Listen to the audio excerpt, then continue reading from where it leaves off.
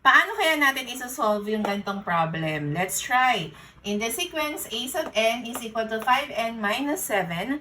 What is the 8th term? So, sa problem na to, hinahanap natin yung pang 8th term doon sa sequence.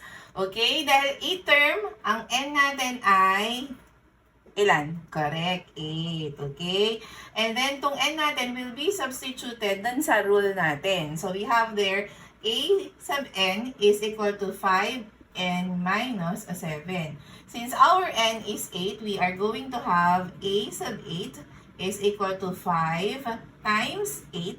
Yung n mo magiging 8 na siya minus 7. Okay, now 5 times 8 is, correct, 40. Now 40 minus 7 is how many? Correct, 33. So, our A8 or the 8th term in the sequence is 33. Okay, madali lang ba? Kung madali, paano naman kaya kung ang hinahanap ay 13th term?